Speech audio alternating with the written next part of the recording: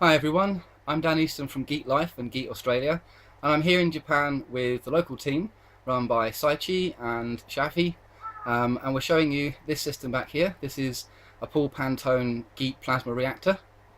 I spent the last 3 years working with Paul, learning how these systems work and developing them and tuning them up and trying to collect data for you all. So over the next coming set of videos, we've got the latest round of work from our trip here in Japan. Spent about 6 weeks here now building all these demo engines. The one on the bench behind me is a Honda GX160. It's the older type engine from Honda. In 2010 they did a whole load of work retuning and rebalancing these engines to make them more efficient and cleaner. So I've got one of the old ones here, and down beside me is a couple of generators with the same engine. We took full emissions data and loading, fuel consumptions on these engines before we started, and then we've been working on reactor sets. There's a compilation of a whole stack of videos over the development that I'll probably post clips from and bits from over the next few weeks. But for now we're going to show you the one back here. Okay, so here's a closer look at our little system. Let's just give you a quick look round and then I'll explain what everything is. Okay, so standard issue Honda GX160. These are my favourite engines. I love these engines. They're so solid and so reliable. Okay, well done Honda. These are absolutely the best engines for this sort of size little engine. Okay, this bit here, this is the GEET reactor itself.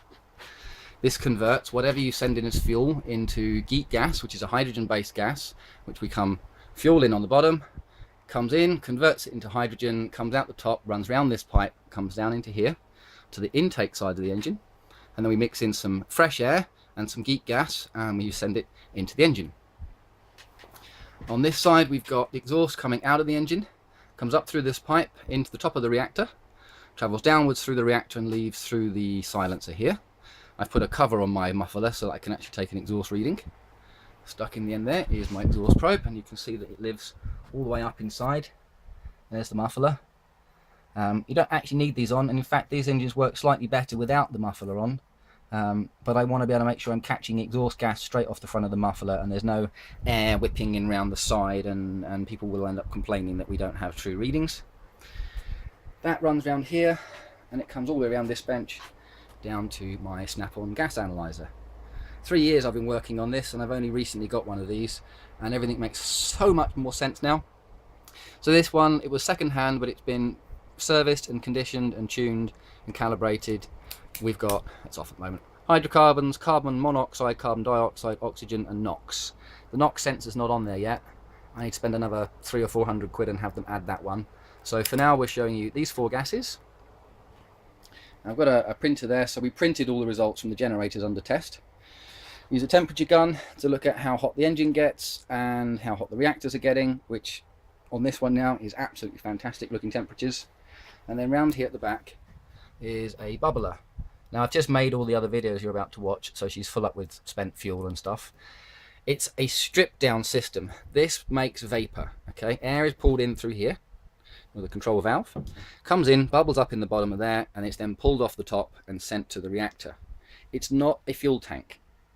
Okay, people get a bit confused between bubblers and fuel tanks. It's there to make vapor. It needs a depth of fuel, a specific amount of liquid in it, in order to make vapor. It's a bit like the ball float on the bottom of a carburetor. If you didn't have the ball float there, or you take all the fuel out, the engine stops. So you have a tank that delivers to the ball float, and then it comes up into the carburetor. And the same with this, you would have a fuel tank that adds fuel to the bubbler to maintain the operational speed and keep it going.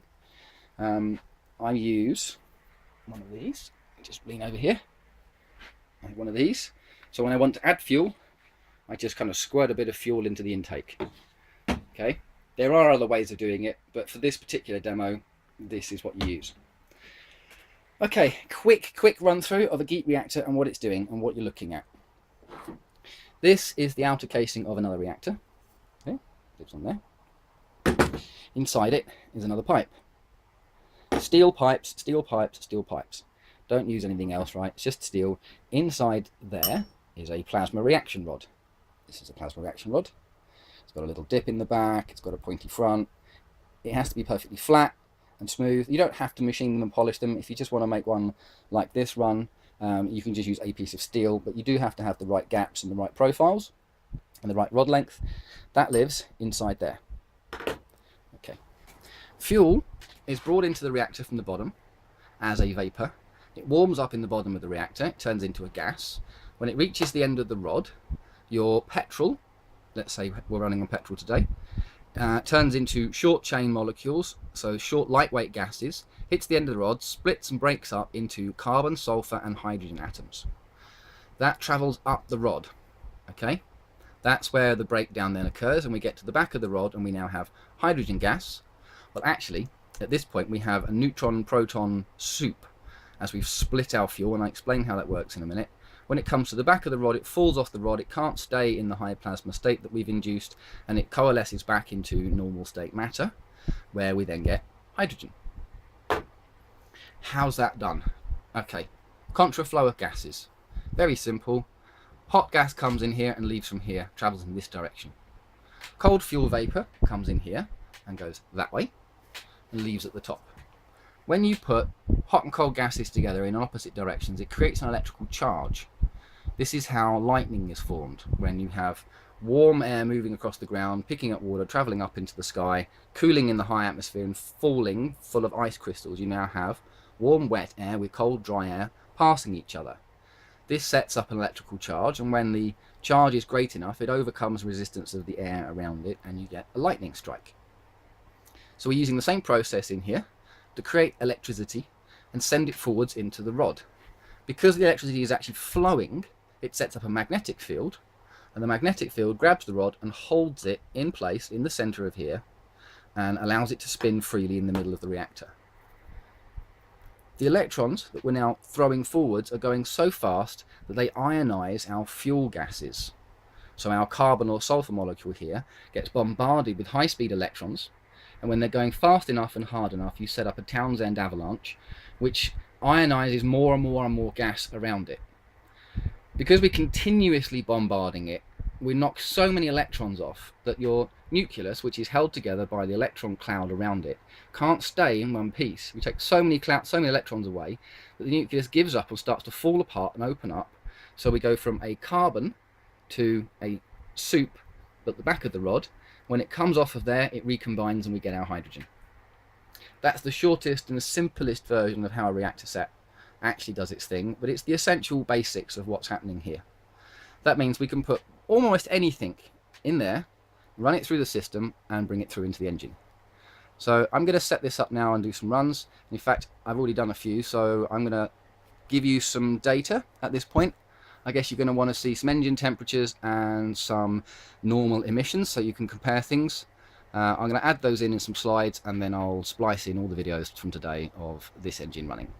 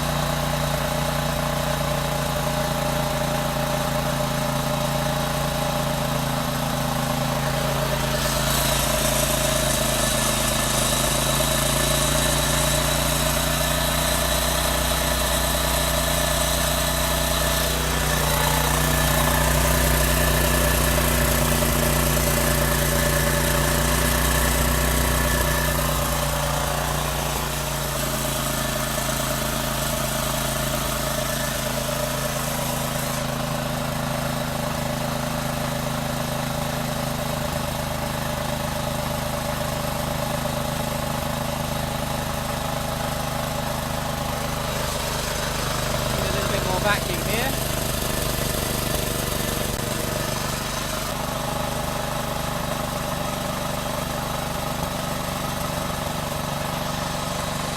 There's a little bit left there.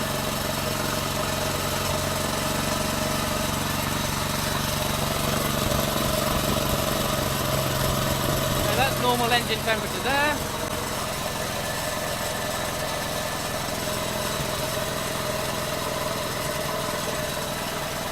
Nice temperature on there. And if we want to, we can get a wash bottle.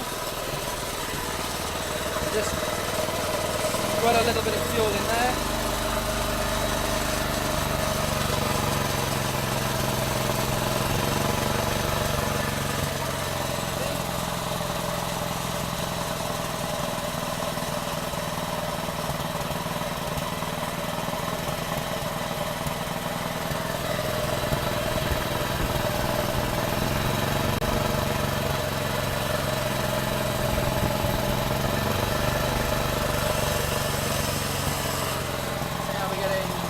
More than 17 oxygen. I might get a bit of hydrocarbon when I do this, but I send too much fuel too fast.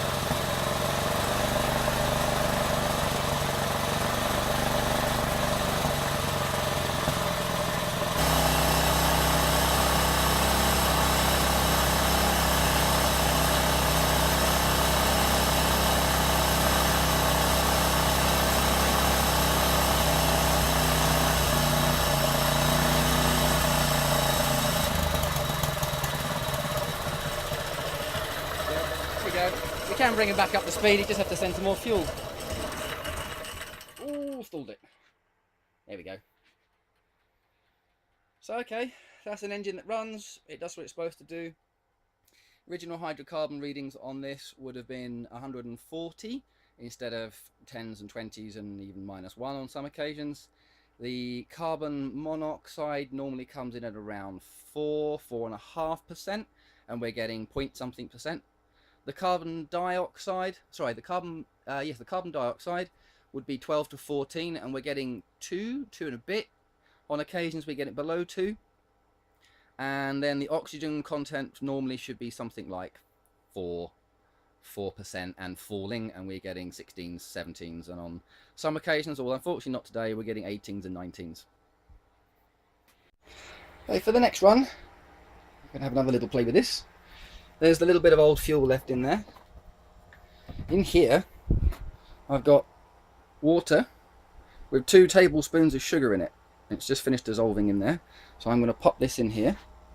I'd like to do it on camera actually, but it's tricky. You'll just have to wait a second, I think. Okay, it's in the pipe there. Okay, pour that in there. Now, we're not trying to run on water. Don't start getting all excited and carried away about running on water. We're running on sugar. Sugar is the important bit. We need the carbon molecules from the sugar to replace the petrol. Now I'm going to stick 100 ml of petrol in there again, and we're going to give it another run, and we'll see what happens with the gas readings. There's our 100 ml of petrol. So I'm going to do the same thing, load it into here, and then we'll run the engine again. Okay, so let's have a quick look down in there. Okay, you can see our drop of water sitting on the bottom with some petrol, an old petrol, and muck floating on the top. Now, I'm not expecting this to use up water. Okay, this is not about running on water. Water's a terrible fuel for GEET. Everyone gets super excited about water because they want a clean fuel. They want a readily available, clean, non-polluting fuel, so they go for water. GEET doesn't care. Okay, it doesn't care what it is. It'll turn it into hydrogen gas, and it'll put it into the engine, it'll run on it. And as you've just seen from the last video, it doesn't really make any pollution. So it doesn't matter what we put in there. There's 1 or 2 things that are known to not run nicely through a reactor. But literally 1 or 2, everything else will go through. What we're doing here is we're not trying to get loads of water out of the bubbler into the engine. That bubbler is not designed to do that. To do that, you would use one up on the shelf there. That is designed to like vaporize water and get it into the engine. Okay, but again, it's not the water that we want. The water has hydrogen atoms on it. Well, we can't turn one hydrogen into more than one hydrogen. That would be completely impossible. We've got oxygen atoms present, so we can turn oxygen into lots of hydrogen. But as far as the reactor sets are concerned, it's basically like sending in more air. What we want is carbon and sulfur and that kind of things, because the rod length and the reactors are tuned to run on carbon and sulfur. So by adding sugar, we're giving it some other fuel. Now, if that bubbler works even vaguely well, and it does work really well, it does empty it down to the last dregs, it will pull some of the water out of there with some sugar in it and carry it to the reactor, and it'll break down around the rod and give us a bit of extra fuel, and it should change our exhaust emissions. So I'm going to start the thing up and we shall have a little look and see what it does. The start of the run, and I'm deliberately choking the engine to slow it down. Watch what happens if I don't.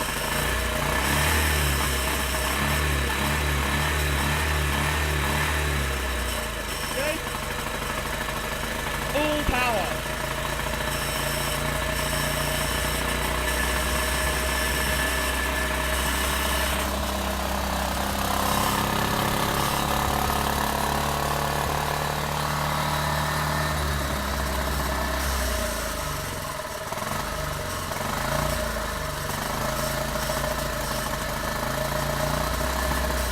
Stay on the controls here.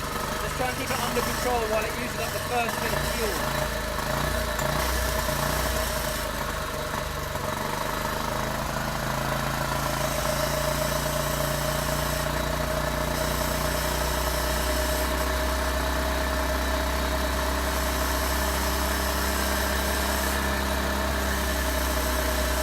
This might take a while. Okay, it's a little bit less Larry.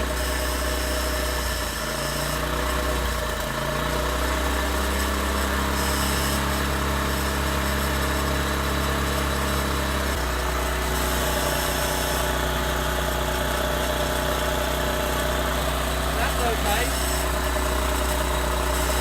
That's okay. And that is also okay. And that's fantastic. And this thing is going unbelievably fast.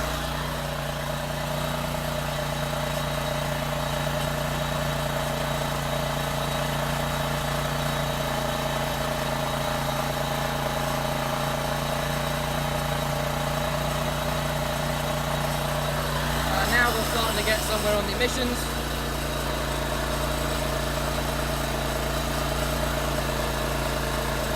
And considering it's just tried to run itself into pieces, it's still going really nicely. Let's give this a shake.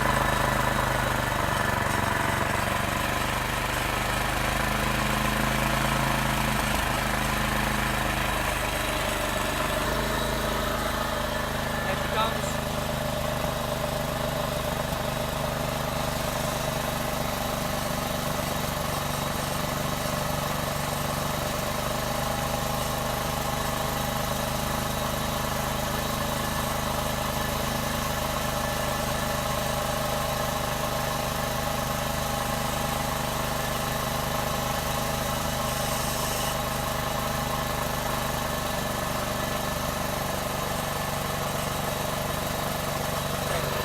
That's the kind of design speed.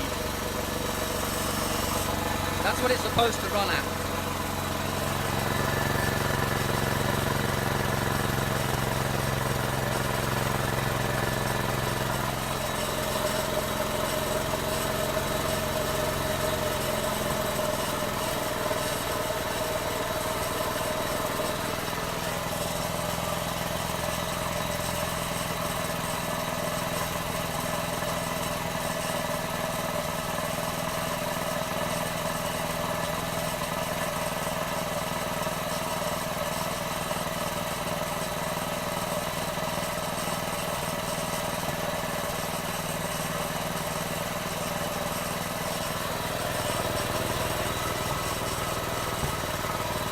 Lovely. Okay, 10 degrees warm.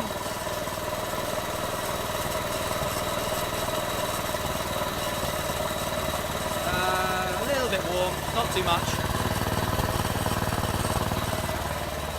Staying a little bit warm there. But considering how fast it's been going, oh look, what's happening here?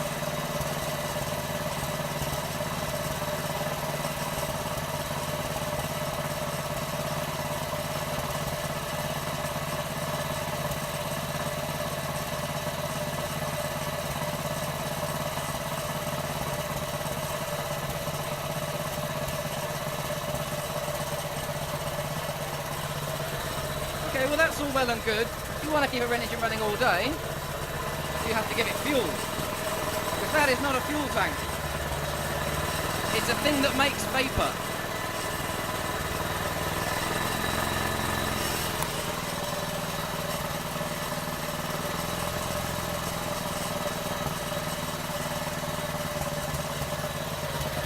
We can tip it on its side a little bit, let it get to that fuel.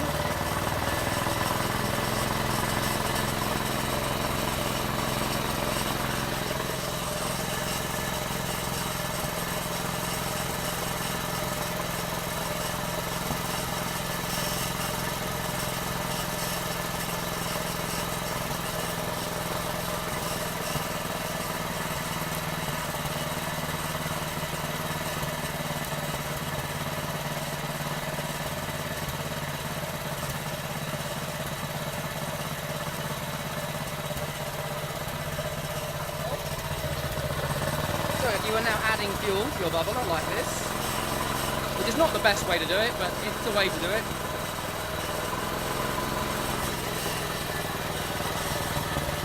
Your engine would keep going all day.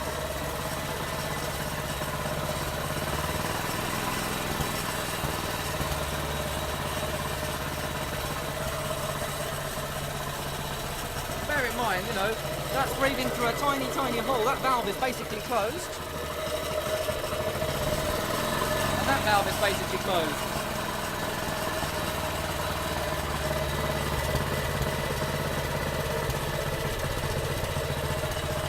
In fact, I can close it even more. There you go.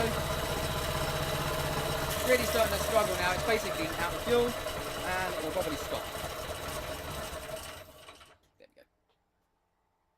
You just can't have no fuel in the bubbler, otherwise what are you bubbling stuff through? The pipe in there, you know, it's got a clearance off the bottom. And there we go.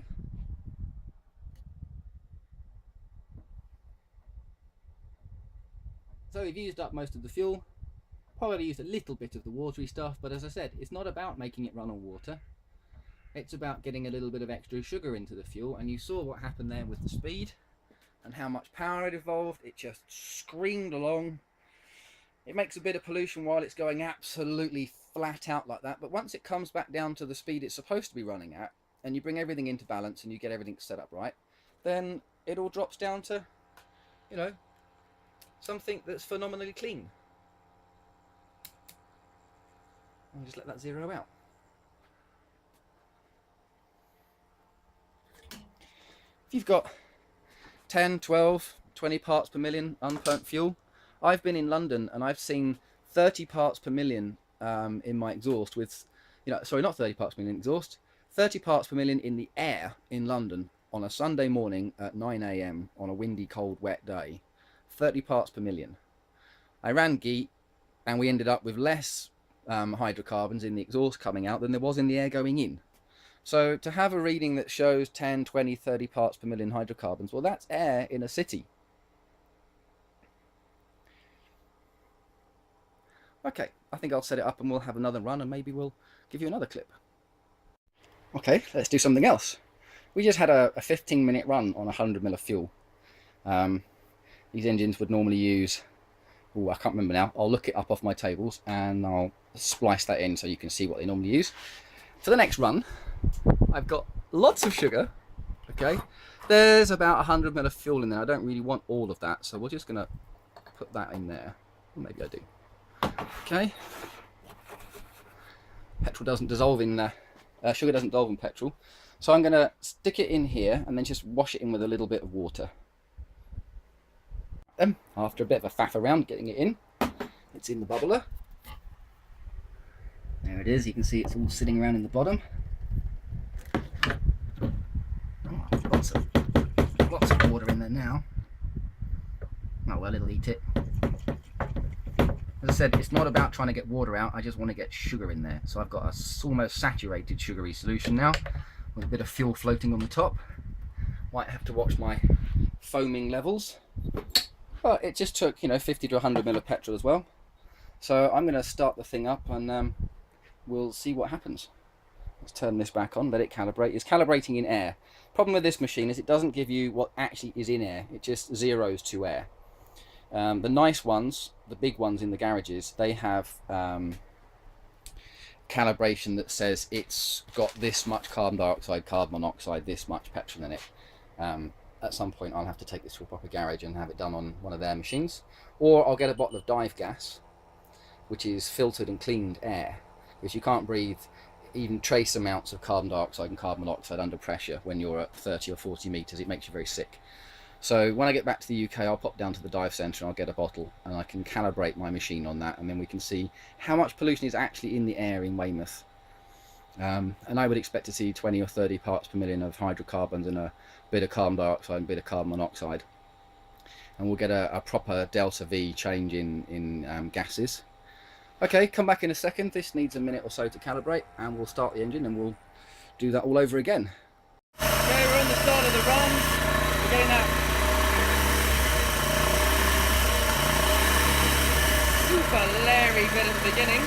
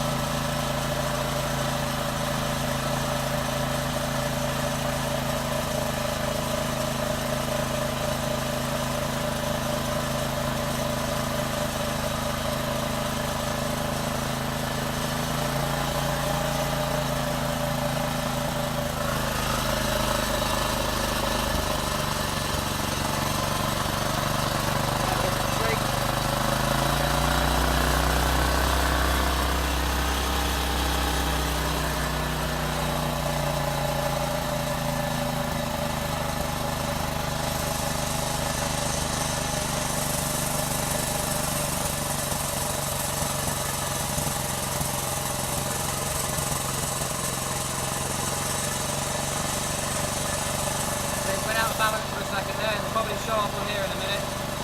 Okay, so because it was out of balance, that's timing.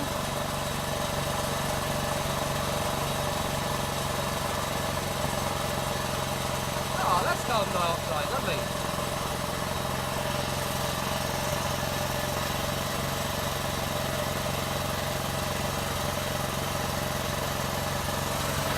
Yeah, it'll probably just sit there now for the next 5 or 10 minutes.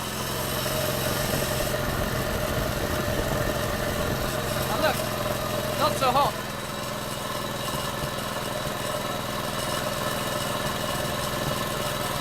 And that's cooled down.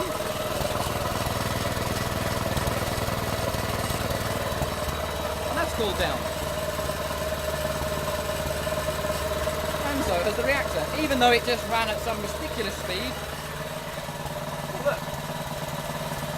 You're going to get 18% oxygen? 18% oxygen and going up.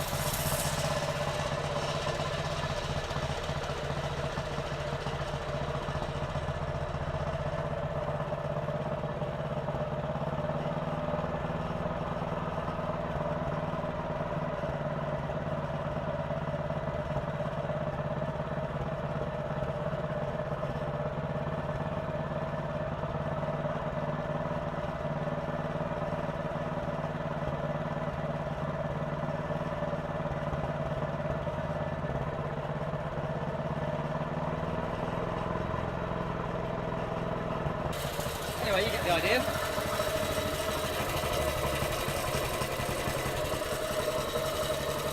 it's now running very, very slowly.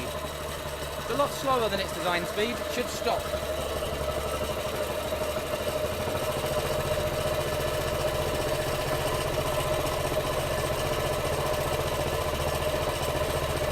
So this bubble is not designed to rip fuel to the ground. It's just designed to run the engine under no load. If you put that one on here, the engine will just explode. It just won't cope with it. It'll be too much fuel, too fast.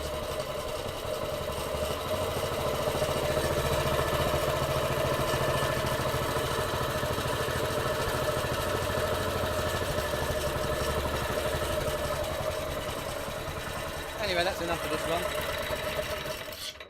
There she goes. What do we end up with? We're starting to build up some liquid now, which is what we want. So you can see there, if I just set the camera down, I've got the same amount of petrol left that I always end up with, and I've got a load of sugary, watery stuff on the bottom. We're not really using up much of that. A little tiny bit is what's going to the engine, and it's making it run with a little bit more power and cool down and run a little bit cleaner. But we've still got the same amount of petrol we always end up with. So there we go. I hope you all like that. We're going to have a quick look at engine temperatures after that. And again, as it comes towards the end of the run, it starts to get a bit lean, which pushes engine temperatures up. So they're higher now. Well, that's actually quite cool. 230. Okay, so normally you would be having about 190 to 240, 240s to 280s, and about 130, 140. So engine temperatures are more or less what they always are. Normally it will be running at 2,500 RPM to about 3,006. And if you tried to run this at 4,000 or 5,000 RPM, then it would just give up. For a few years I didn't have RPM meters, and I haven't got one fitted on here. And I was just cruising them along thinking that was a good speed. And then I put an RPM meter on, and I found that what I figured was a nice stable speed was about 5,000 RPM. And if you go flat out, like it does at the beginning of the run, we're peaking up at like 8,000 and 10,000 RPM.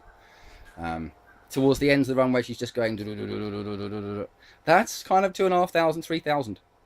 That's what it's supposed to do. And when it's at the design speed and the vacuum's balance out and we're not overrunning the reactors and things, then all the emissions come in and they get super clean. Great, thanks for watching. And next up for me today is to do some work on this one and then fit the system onto the one underneath it. We've got full gas data for these other generators when they're under load, and emissions, fuel consumption and power output of how they perform on both engines. This one, when you watch the rest of the video logs, you'll find out that this one's the first one we did, and it had a bit of an issue that the magnets came off of the drum in here. So I'm using it as a bit of a sacrificial design engine, and once I'm finished with this system here, I shall put it down onto there. It's the same engine as the one you're looking at on the bench here. You'll notice there's a very different looking reactor set on here. This is a power system. This one's been detuned so that it won't make the engine go too fast.